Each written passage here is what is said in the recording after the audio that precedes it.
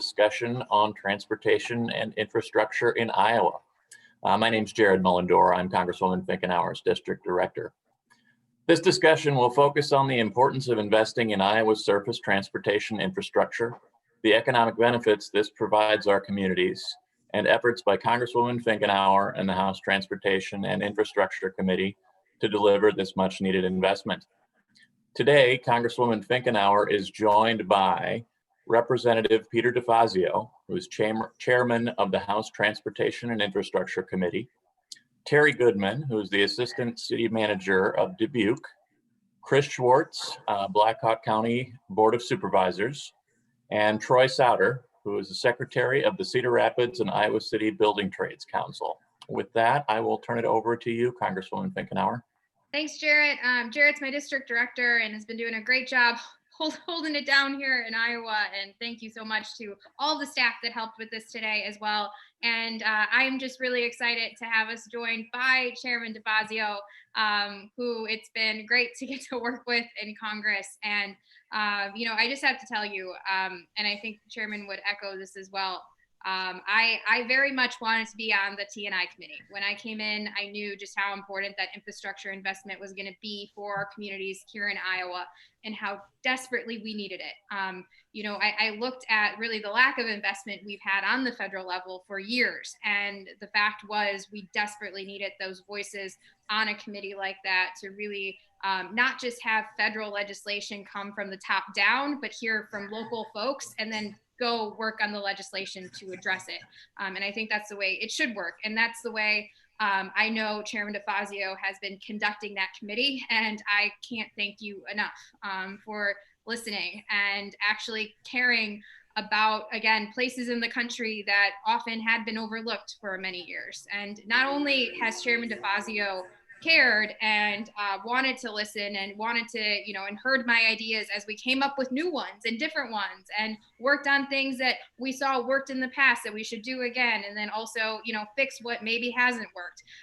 Not only has he been open to that, but also he has come out to this district and actually met with Iowans and heard from them directly as well. Went on tours with me in the district to see some of our structurally deficient bridges, which the chairman knows and folks on this call know, we have the most structurally deficient bridges in the entire country here in Iowa, which is why we desperately need investment in infrastructure that addresses the bridge issue, but also making sure that when we do that there's actually dollars going to our rural areas who need those updates. And so I just, again, can't thank you enough, Chairman.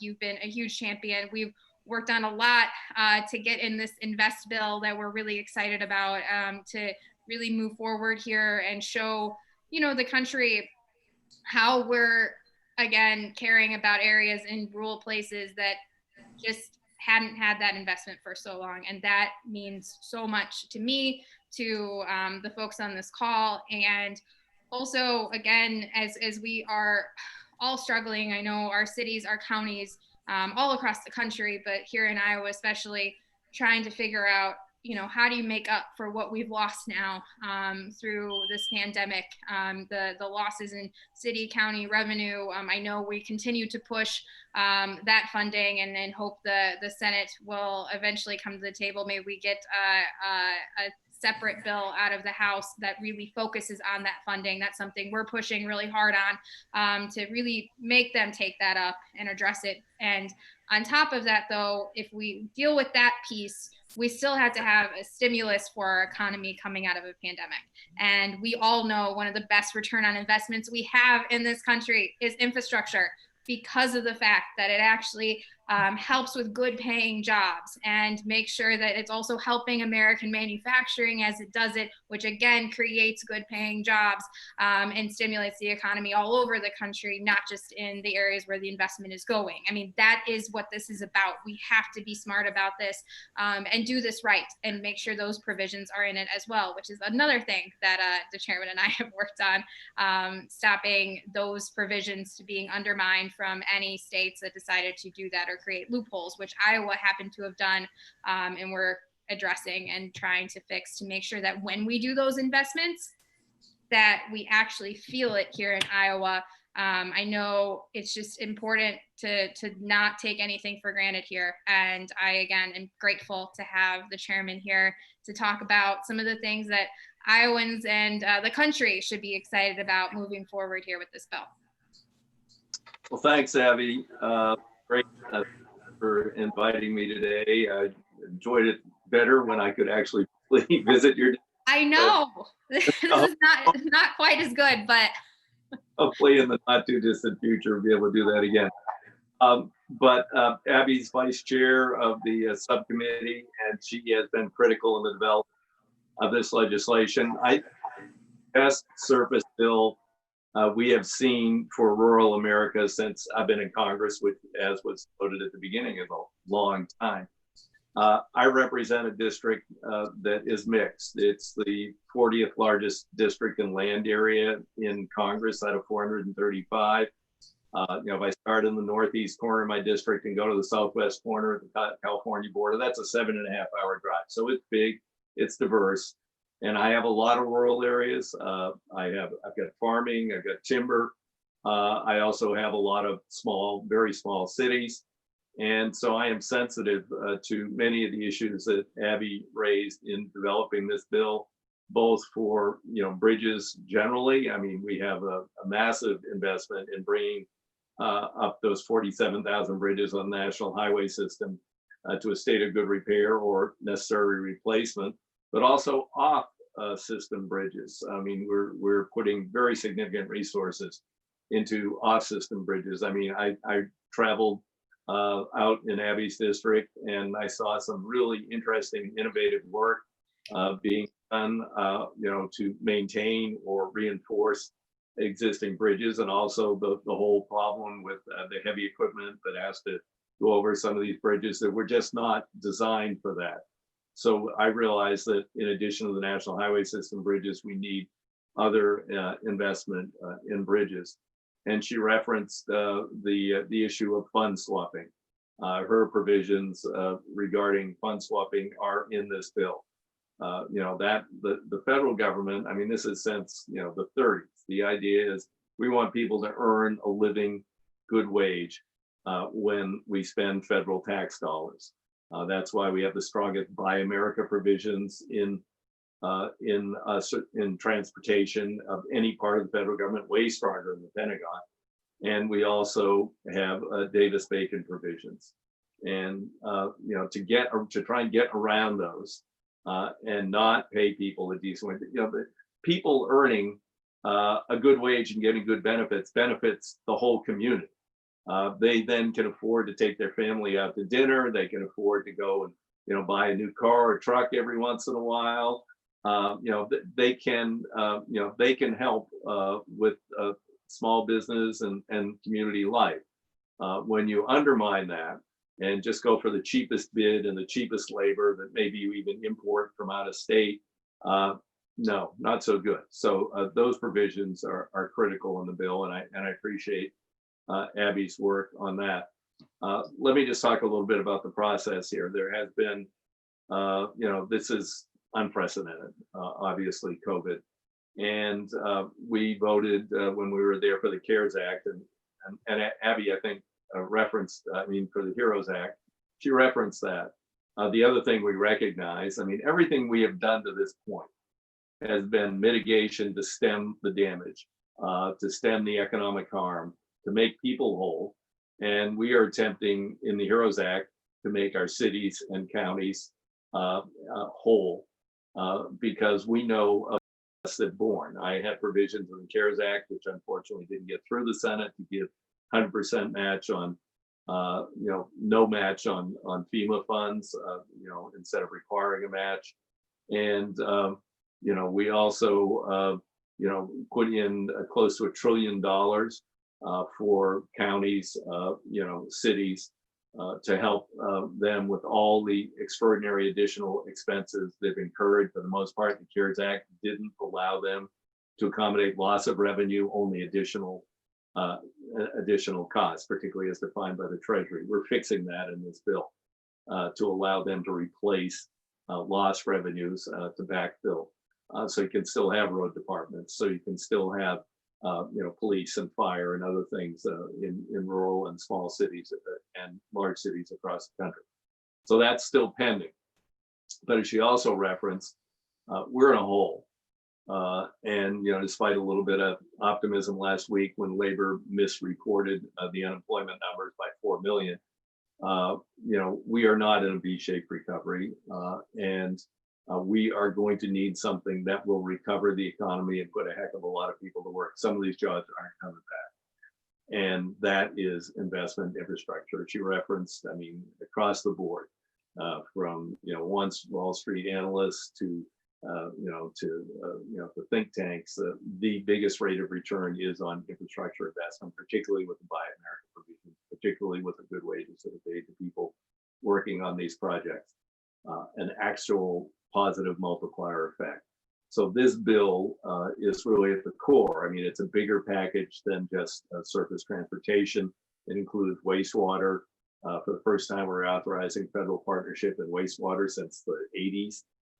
It includes drinking water from the Energy and Commerce Committee. It includes national 5G broadband, which I certainly would be very important in many areas in Abby's district and in Iowa and across the country, and in many areas in my district outside of the couple of major cities, or one major city and one smaller city that I have. So, this is a big package. And, next week we will engage in something fairly unprecedented. And we held our first ever mixed virtual and in-person hearing. There is no room in Congress anywhere large enough to accommodate our committee. It is the largest committee in our entire Congress. So we can't fit anywhere. So it has to be a mix of virtual and physical. I'll travel back for it. Many members will, but even if you're there, we won't be able to have everybody in the room. And maybe people can take turns being in the room. But the point is, we're moving forward. We held a hearing this week, went 3.5 hours, went well. It was mixed, so I'm prepared for the markup. It will be a long markup. I'm going to accommodate a lot of amendments on this bill, and we'll see the majority of the committee work its will as we go forward. And then we are scheduled to go to the floor of the House probably on June 30th, maybe as late as July 1st. But this could be the best Independence Day gift that we would ever give to the United States of America. It would be a major 21st infrastructure investment that'll put hundreds of thousands, millions of people back to work productively and make our country more efficient and safer for everybody. So with that, I'd be happy to take a few questions where I can go, Abby. Yeah, thank you so much, Chairman, for the overview. I know it's going to be a lengthy markup process, but looking forward to it. And again, this is all leading up to the whole reason I wanted to be on TNI in the first place, is to see this come to fruition. And I think it says a lot too about the committee. I know there's some folks who maybe would have liked to see it sooner or all of that. Well, to get this right and to have actually heard from folks all across the country, and for you to travel to different districts throughout the country to hear from people directly, that obviously took some time to get this right and to represent our districts well in this. And I'm very grateful that you took that time and that we are gonna move through this markup and hopefully work with the Senate here to figure out some common ground to get something to the president that he'll sign. But I know he's backed away a couple times on funding, and we just really, I'm willing to work with anybody across the aisle to move this thing forward. It is way too important, and it's decades late in a sense too. When we're talking about surface reauth is one thing, but then a larger infrastructure package is another, and it's about time. So thank you, Chairman. And I just have a few questions for you too. I know you're going to have to hop off here soon, so if you don't mind, you let us know when you do have to hit the road, but because Sure. I know you're in high demand right now, as always. But Anyway, want to just kind of hear, I know you've sort of touched on this a little bit, but what do you think, the future really is here of the infrastructure investment as we go through markup?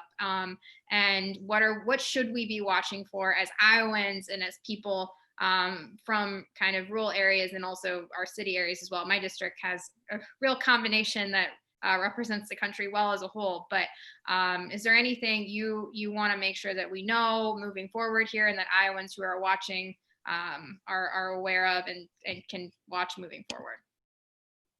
Well, thanks. Yeah, and I think actually our districts are quite similar in terms of the mix. So I am, I felt very much at home in your district, and I was a county commissioner, so out there interacting with some of the county commissioners, and that one really innovative and interesting. Brian. Yeah, he's incredible. I gotta say, he's doing some amazing stuff, and we want to see that replicated in other places.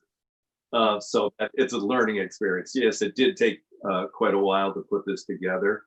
It's been a long time coming. Everything we've done has just been an iteration of the Eisenhower plan. It was time to evolve into a much different level of investment and priorities in the 21st century. So I really appreciate your work and other people's work on that. I just want to say one other thing. Getting on, Abby did, and she is the vice chair of service, was a very competitive process. Virtually every freshman member, not all of them, but a large majority of them wanted to be on the committee, and we can only accommodate so many people as the largest committee even. So she got on, and she's been a valuable member. What I want to say to people is, that there are concerns being raised about, well, how we pay for this. Well, first off, as we've mentioned, it has a huge multiplier effect. It actually has a positive rate of return. But beyond that, this is a time I proposed for years that we bond and just index the gas and diesel tax, never going up more than 1.5 cents a gallon a year. We don't even need to do that to fund this bill, if that is one of the stumbling blocks. Federal treasuries are at like 1.3% for 30 years. I proposed to Chairman of Ways and Means, we don't get to fund it. Abby and I don't get to fund the bill. We just write the bill, we do the policy, and we give them a bill or a price tag, however you want to look at it. And it's a big number, close to 500 billion. That's up to the Ways and Means Committee. But I've suggested that, look, we could borrow the money at 1.3%. We could pay interest only on those bonds for 5 years, because most economists say it's going to take us 3 to 5 years to climb out of this hole, stimulate out of the economy with the infrastructure investment. And then probably in 5 years, we'll be ready to move to a new way of funding vehicle miles travel or something else to fund transportation. This bill will encourage pilot programs in states and across the country to look at different ways of funding our future infrastructure. So, we're really looking forward with this bill. We don't have all of the solutions for, the whole 21st century. We're just getting into it. But we are looking forward to those needs. So what I would say to Iowans and to other Americans is we can't not afford to do this bill. We are going to need it to recover the economy, to put people back to work. We're going to need it you've got farm to market issues, with your bridges and your rural road system. I've got timber to market issues out here. We don't have as much, we have more row crop agriculture out here and vegetables. So we don't have some of the issues you have, but I'm sensitive to the needs of farming and agriculture. So I think we're addressing all of those things in a way, as I said at the beginning, that has really never been done before. These bills have, started to build the national highway system, and they have just been focused on the interstates for 60 years. And there are needs far beyond the interstate in districts like yours and mine. Yeah, and speaking of that, when we do that, and it's not just the interstates we're talking about. I've got I came from a union household. My dad was a union pipe fitter, and I remember growing up, and he traveled most of my life for work. That's just the reality of where the work was and also where the good paying jobs were. And when we have an infrastructure bill like this and we're able to take it off just the interstates and we're able to actually have investments locally, I mean, that's that's more, moms and dads being able to be at home for goodnight hugs versus goodnight phone calls, that I remember growing up with. And that to me says a lot. And that's also why, again, I know we touched on this, but the fund swapping piece of it, I know, when Iowa did this, I know there was cities and counties who really looked at this as a way to be able to bring in the investment and be able to get those dollars in, because it has been a complicated process in terms of application fees, that type of thing. And I know, when I looked at that piece of it and I heard that from folks, I thought, well, we shouldn't have to jeopardize, made in America provisions and good wages to be able to get these dollars into our communities. So I know one thing I'm really happy about too, that you were able to hear us out on and put pieces of it as well into this bill, was the Help Communities Invest in Infrastructure Act that we worked on as well, which dealt with some of those application fees, which dealt with making sure we're giving technical assistance. I know we did that actually in the appropriations process last year to our communities. This is the type of stuff we should be fixing to make it easier and not, have to rely on ways to get around those types of things. Instead, we should be helping and really, I'm grateful that you guys really heard us out on this, and the committee heard us out on this. And I don't know if you want to touch on that at all either, because that's really what this is about, is how do we get those dollars into the communities and how do we actually make sure then those dollars pay off the way that they're supposed to, with good wages and with helping American manufacturing. Well, as I said earlier, Abby, I was a county commissioner before I came to Congress. Yep. My county size of the state of Connecticut, which is not insignificant. And we have very extensive road network, a lot of issues. In fact, we have a lot of covered bridges. We have more in Oregon than in Vermont. Actually, people didn't know that. So these were obviously aging, and we had to deal with those issues. And but we never wavered on saying, we're going to do these things in a way that makes sense for the community and the workers.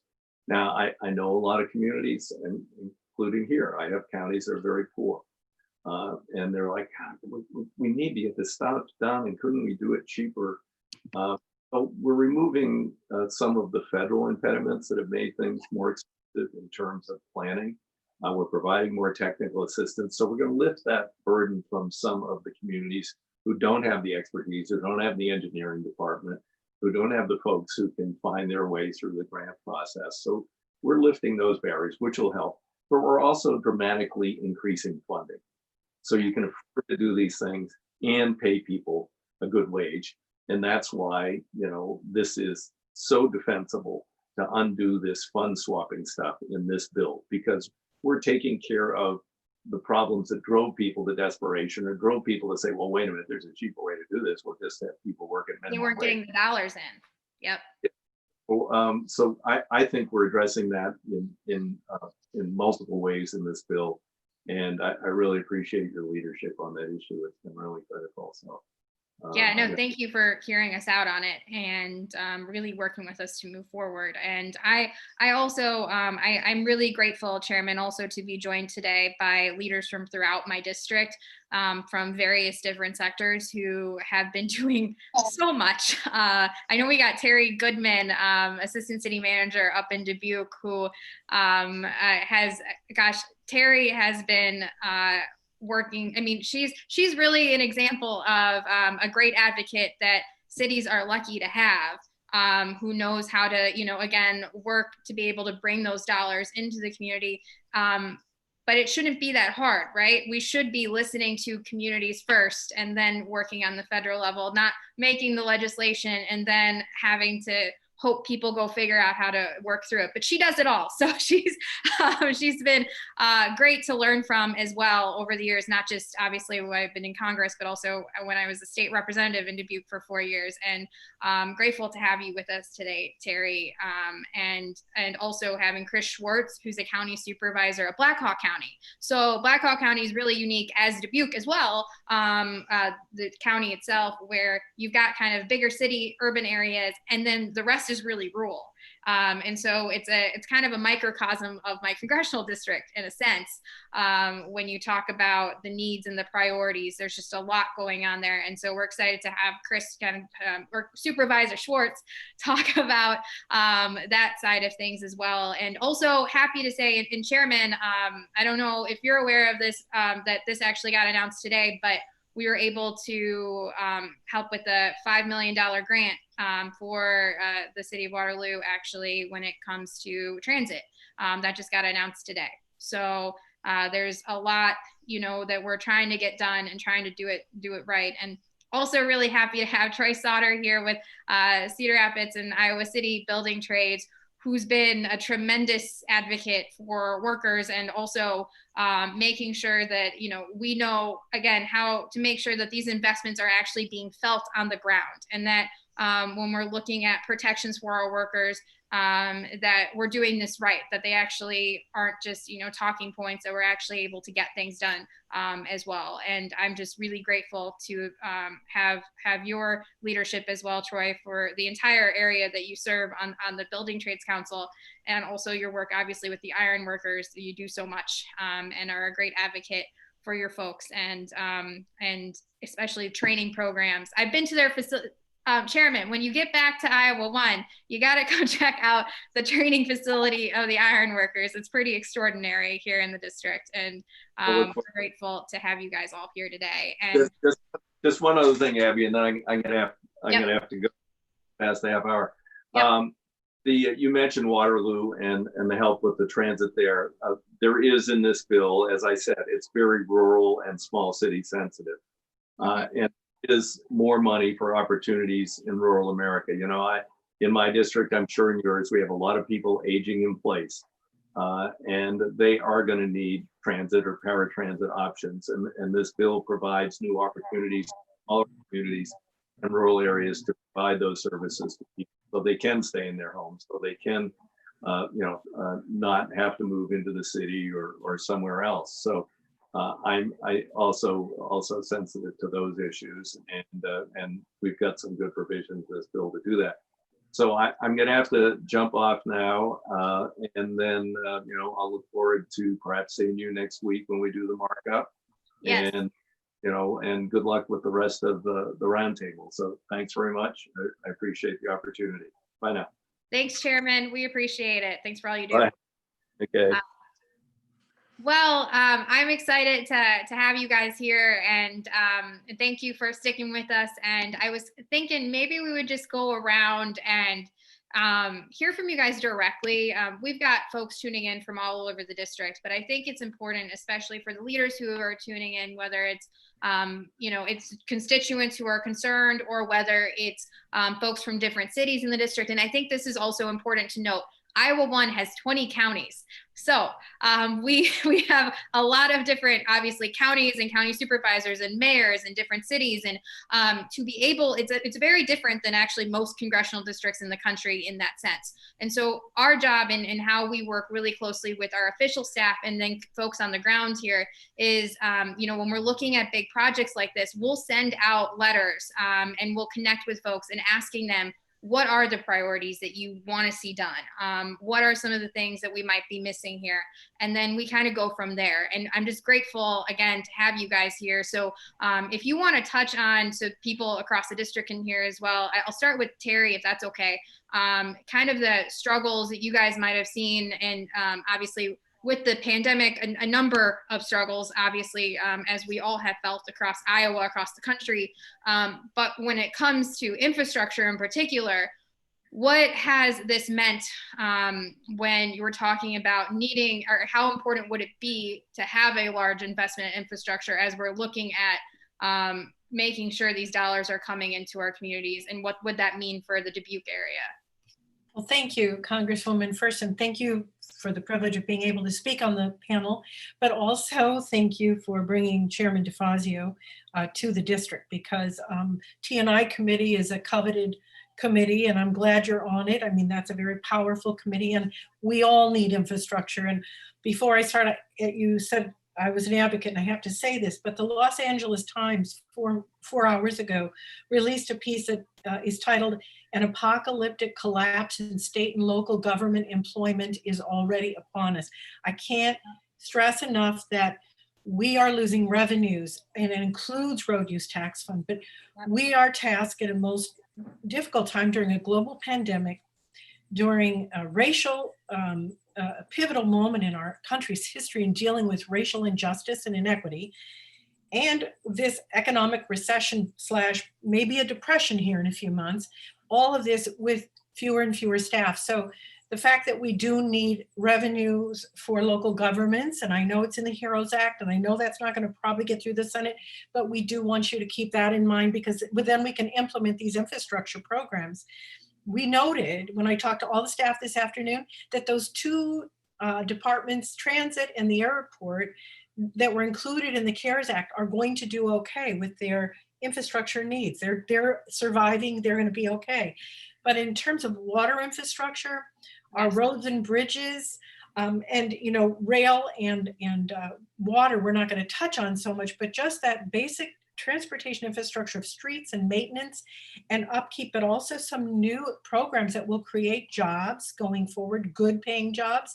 We desperately will need those as a stimulus if we can just get our heads above water. So that's what I wanted to share with you today. So the federal government was noted this afternoon by one of our engineers, and I think Chairman DeFazio pointed this out, has not funded water infrastructure since the 1970s. We have to do that ourselves. Local citizens have to do that. So we are where the rubber meets the road.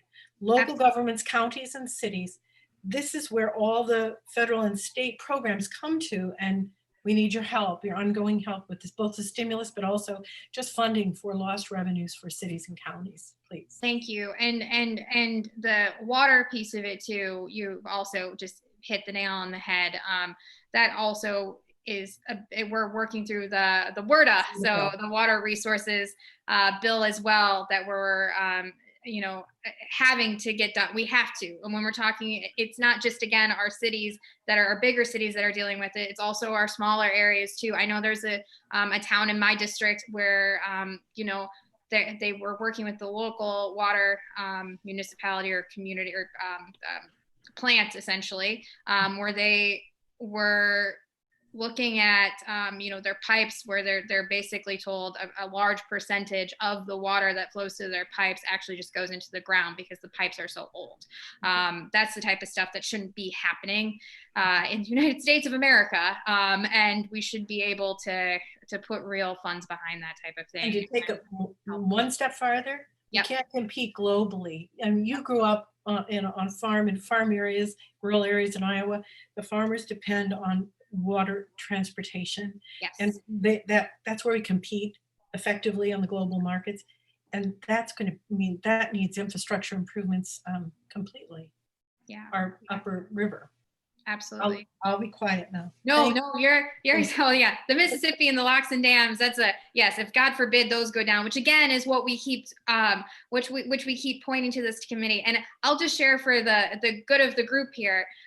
I didn't know until I got sworn into Congress and I started having conversations with folks, whether it was on the committee, most people knew what locks and dams were. But there were a lot of other folks when I started talking about locks and dams and why they were important and what they meant for our entire economy here, for trade, you name it.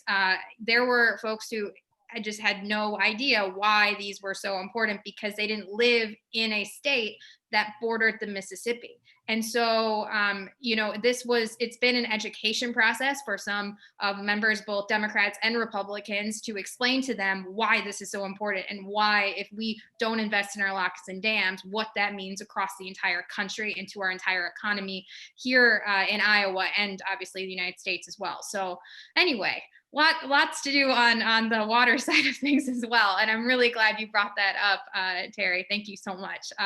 And I'll head over to Blackhawk area with Supervisor Schwartz. If you would want to kind of the same question as Terry, and Troy, just so you can be thinking about this too, I'll be asking you sort of the same thing too, just with the hit of the pandemic, what this has meant. Obviously for Troy, this would be more on the work, on the guys and women in this area who either are out of jobs or had been working and were worried about safety, or what this means in the future, and kind of what a large infrastructure package would mean for your sector. And then Supervisor Schwartz, if you could kind of touch on what it's meant. I mean, obviously you represent the city of Waterloo area, but also some of our rural areas as well, and what you're experiencing and need to see.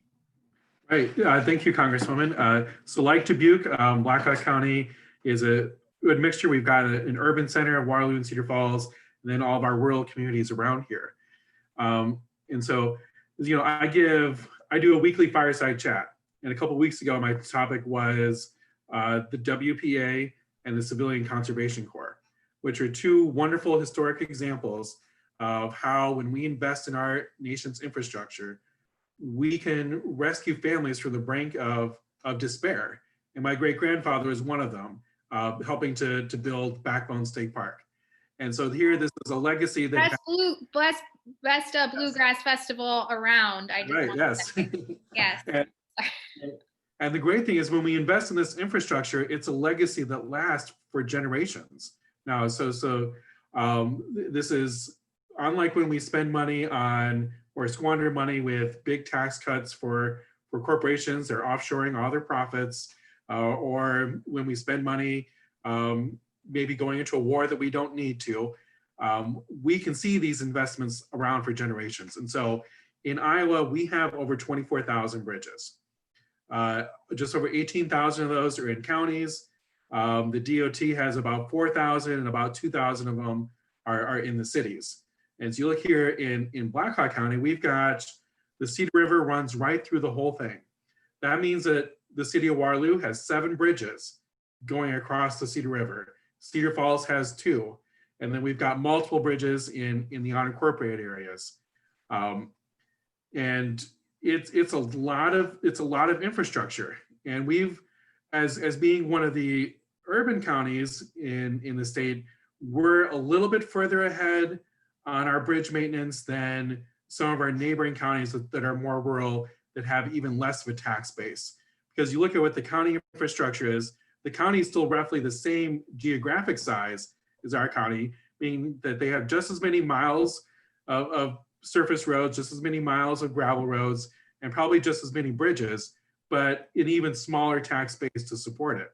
So I can go driving around on our surface roads, and without even looking at a sign, I can tell when I've left Blackhawk County and entered into Bremer County or entered into Buchanan County. And it's because the quality of the road deteriorates. And it's not because those counties have bad supervisors or because they have bad county engineers. It's because we are lacking the tax base. So I know that we struggle with it here in our community, and it's even a greater struggle in the smaller counties with 10,000 or 20,000 people taking care of this whole big infrastructure. We, in my first year in office, sent out to bid a project that's going on right now. It's one of our largest bridges in the county. This is the Cedar-Wapsie Bridge. And it crosses over where the Cedar and Wapsikinnikin rivers come together in the county. And so it's a very large bridge. It had not been touched since the 1960s when it was installed, and it needed to be repaired. But one of the tough choices that we were faced with, and this is a safety choice that the communities should not have to make, was there was about a $400,000 difference in the construction of this bridge if we put the new alignment 100 feet to the south, meaning we could keep the original bridge open during the largest duration of the construction project. And the reason why that was important was because sending folks on what all the detour alternatives would have been, sending people out with large farm implement would have been going, sending them all the way up to Waverly to exit onto 218 and quickly cross over 218, which is the Avenue of Saints, and take a left-handed turn, it was a very, very dangerous situation. And so counties that are under, and it was a detour that most likely would have resulted in fatal car accidents.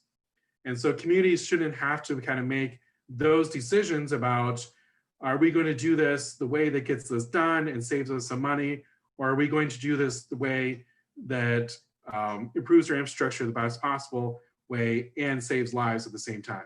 Yep. Communities shouldn't have to make those decisions. No, you're exactly right. You know, And- yes. No, you go ahead. I just wanted to pinpoint too, one of the things and one of the highlights in this bill that that we've obviously have out now and that we'll be marking up this week. There's a piece of it with it's called Rebuild Rural Grants, and so that's $250 million for rural communities to address needs on and off the federal aid system, which is really important here. So it focuses on funding on safety, state of good repair, and then also access to jobs and services. So that's one of the things that I'm really hopeful can show up in a big way for our communities here across this district. Right. And yeah. I know that the funding mechanisms are important. The gas tax has not been increased since 1993. And I understand that maybe in the time that we're going into a recession and possible depression, maybe there's not an appetite for that. But as Representative DeFazio said, infrastructure spending is one of the times where it's okay to bond for this money because the return on investment is just so clear. And one of the things I think would really help a lot of communities out is to remove the 20% match requirement for 20% match of local dollars for federally funded projects. And that would really help, I think, even the smaller counties out quite a bit that just can't take on these projects because they can't come up with that 20% match.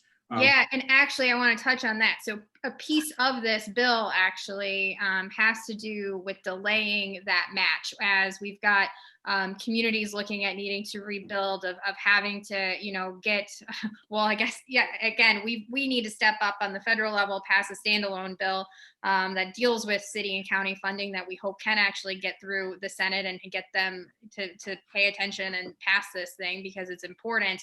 But if, again, we're going to continue to push that.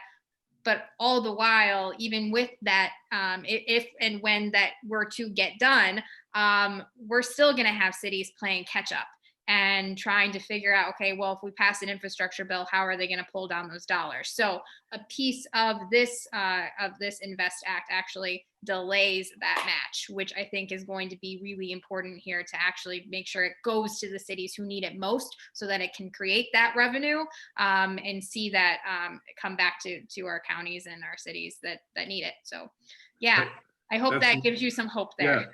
Yeah, no, that's really good to hear. And I think the one final thing I want to point out, I do a lot of work on watershed management. I serve on 2 different watershed management authorities. I know they've done really wonderful, innovative work in Dubuque with the B branch, which is amazing. Actually, it's beautiful at the same time, and it's really important because that's my neighborhood that I grew up in, and it's beautiful to see what they've been able to do.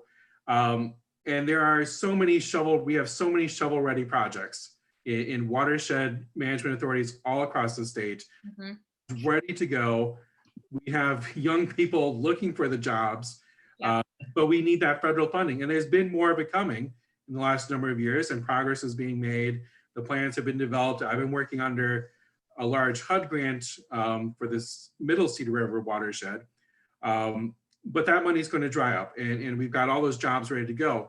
But the part of that relates to bridges is that old bridges often end up acting like a dam.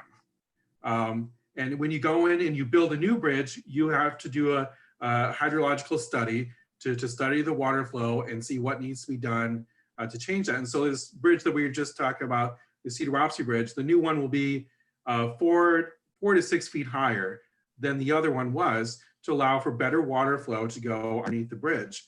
And that is true of bridges large and small all across the state. And so as we talk about improving water quality and flood resiliency, Looking at our bridge infrastructure is a key component of that I don't think often gets connected because it's not the same. Yeah.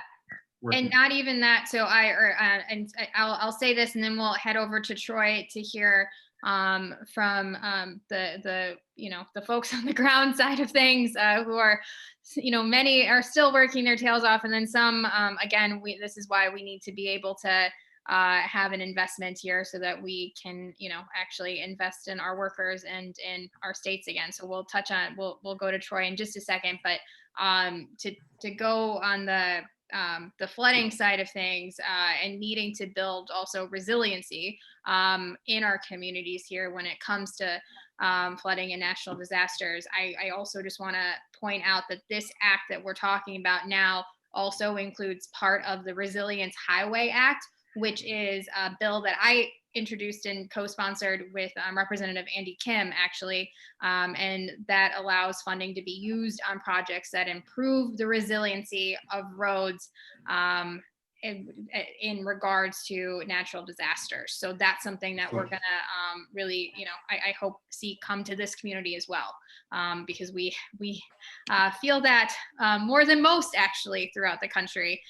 given our proximity to the Mississippi and just the need to make sure we're doing everything we can to help our communities stay resilient in that end. And when we're building and we're spending those dollars, that it's built to last and stand up to natural disasters as they come. So, Excellent. Yeah. Troy, hi there. Hello. How you doing? Thanks for sticking with us. We're excited to have you here. And I also want to point out to point of personal privilege. Troy has a son in the Navy who is currently deployed right now. And thank you for your service and your son's service. And please send him our best regards. And I know he's going through a lot right now. They're all managing this pandemic in different ways in the different branches. And I know our thoughts are with him, and just thank you. And thank you, your family. Absolutely. Thank you. Thank you for saying that. And he appreciates it. Every time that anybody reaches out to me, I do pass it on to him, and he certainly appreciates that. And all of his shipmates do as well. They're doing what they can to stay healthy and continue to do what they're supposed to be doing to serve our country. So thank you for that. And thank you for having me, Abby. And also thank you for your continued work on helping the building trades workers and all the other workers here in your district. So I just wanted to start out by saying this: when we talk about the infrastructure bills and what's going on here in the state of Iowa, Iowa continues to try to fight to be a low wage state. We've continued to fight against some of our workers. We've outlawed PLAs, which help workers and they help ensure proper spending from the counties and states. But we eliminated that thinking that was going to save money and it ultimately hurt our workers. We didn't allow counties to increase their own minimum wages. The state said, nope, you can't do that on your own. And then the state went and said, we're going to do this fund swap program that's going to allow us to use federal money at a state level and eliminate our Davis-Bacon wages, eliminate our Buy American provisions. There's 3 steel mills here in Iowa. So instead of using those right here in Iowa, we're going to buy our steel from overseas to save a couple of dollars. But more importantly, we've eliminated the Davis-Bacon wage to where not only are we saving money on steel, but we're saving money on the workers' backs. We're taking away the money from the workers, the hardworking men and women that are building these bridges and roads and buildings and everything else that they're doing. So a quick story to relate to the whole process. A fellow labor leader in the area was up. I believe he was near Strawberry Point, but anyway, he was driving by a project and there was a flagger stopping a road project, and they happened to be the first car stopped. And so they rolled down the window and struck up a conversation with this flagger that was in there. And they started asking him, who does he work for? What does he do? Just kind of striking up a conversation. And part of that question was, how are your wages? What are you making? And he goes, well, on this particular project, I'm making $10 an hour. On federal projects, I make $26 an hour. So the state of Iowa has basically allowed his company to take $16 an hour away from him so that they can continue to make, to put in one more bridge culvert, or, one more, they're saving that little bit of money so they can do that other thing. But again, it's on the backs of the working men and women of the state. That is the travesty, and I appreciate you fighting to try to close that loophole and fix that process. Thank you, Troy. Yeah, that's actually something I was introduced to. Obviously, you mentioned a lot of things the state has done. I was a state representative when the state did a lot of that, and obviously, I was on the opposite side of a lot of those things that were done that hurt workers, in my view, and also, and after talking to folks on the ground, know they hurt workers. Hearing the stories of what happened, and I took what I learned on that state level and brought it immediately to this committee, and trying my best to fix what we can here and make sure that, there are rules and regulations in place for a reason, so that these investments actually have the right impact on our communities. And these are the types of things that should be honored. And that's just, it just makes sense to me. That's just how it should be.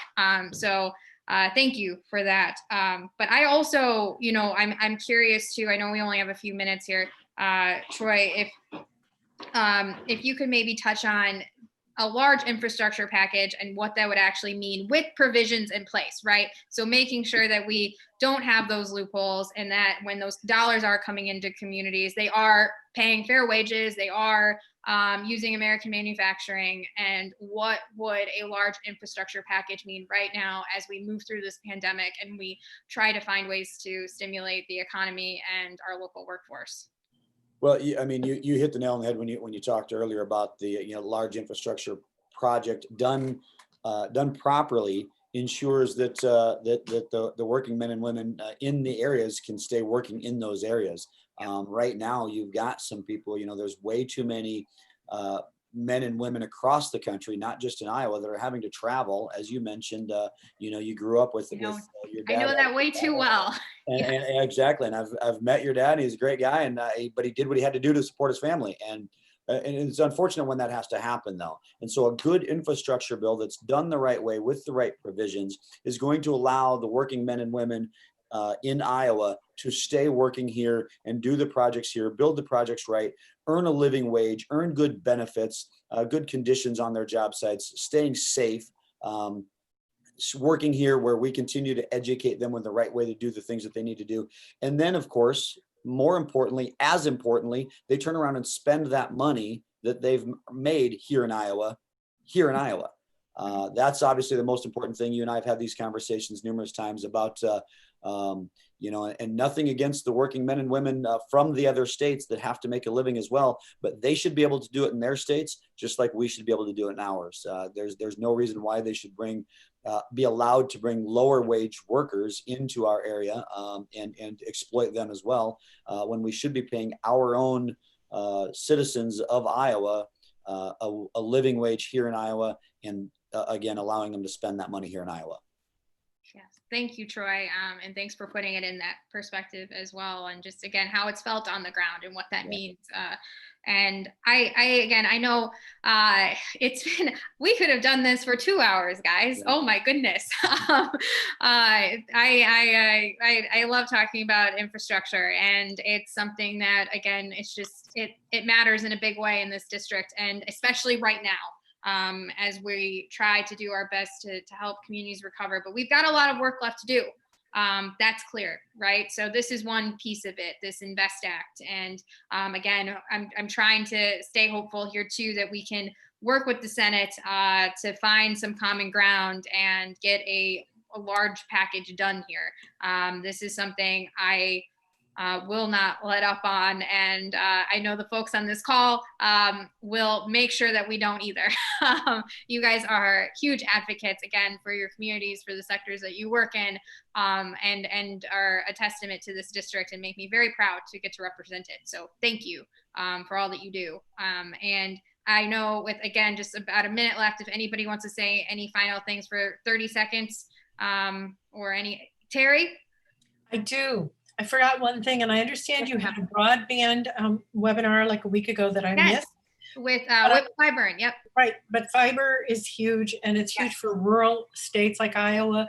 But this year we're putting in 30 miles into Butte. We're trying to connect disconnected spaces in our community, which is so critical again during a pandemic. I know everybody else on the call understands this, but we're doing that through private-public partnerships. So never underestimate the power of federal grants and programs to leverage the private sector to come in as a partner and lay that fiber. And so it's critical for Iowa, it's critical for the first district. And I just want to say that, thank you very much for that. That's just a very important part of any infrastructure bill. Absolutely, absolutely. And it matters. We're talking about connectivity. It's about our schools. It's about healthcare. It's about our agricultural economy on top of it. And it's about our small businesses, many of which I know had to struggle, especially in our rural areas or places where it looked like they had connectivity, or maybe they did, but it wasn't up to the speed that they needed to be able to do their business from home when they were forced to, obviously, during this pandemic, and having to get creative of how they still were able to function. And it just really put a spotlight on how important it is that we don't back down here and really get that investment. And I'm excited that we've got, Whip Clyburn, who's been a champion on that for many years and really understands it, and will keep pushing it because it is too important not to. And again, shows up in a very big way in this district. So we'll keep working. And thank you, Chris. Do you have any parting words? No, I would say just along those lines, I'm very involved with the National Association of Counties, and we've, over a year ago, released what we call the Tested app. And this is an app that people use on their phone to test what the actual broadband capacity is, where they're at, because companies often are misreporting the capacity that they have. And the problem is much more severe than what the data will show. But we've got a year's worth of data now through this app, and that's all available to help Congress make these arguments. Yep. And that's actually something I remember you coming in. Actually, you came to DC last year to talk about this, or then the cities and counties came, or the National Association of Counties came and brought this app up. And this was part of why we kept pushing the FCC to have better maps, because how do we know where to make this investment if our maps are wrong and they're not actually showing the whole picture? So we actually had a bill on that. And then luckily, I think the FCC got the message and decided to update their mapping practices because of the fact that they were so out of date the way that they were doing them. And which is, again, helping us get better data to know where these investments need to be. And thank you for you guys taking that initiative when the government was so slow to. So thank you. And Troy, do you have any parting words? I will be very quick. Again, I just wanted to thank you. I was able to meet Chairman DeFazio when you brought him to town down at the Plumbers and Pipe Fitters Union Center. So when you guys come back to town, we'd love to host you here at the Ironworkers, and we'd love to see you again. Thank you for all that you do. Thank you. And tell your members and all the folks on the Cedar Rapids, Iowa City Building Trades and across this district, hello for us, and that we are going to keep fighting because we've got investments to make and folks that are relying on us to make them. So thank you. And I just appreciate all of you guys, and thank you for everybody who is tuned in across the district to hear this conversation. It's going to be an ongoing one because we still, again, have plenty to do, and we are raring to go to do it. So thank you, everybody. Stay well and stay safe. You too. Thank you, Congresswoman. Thank you.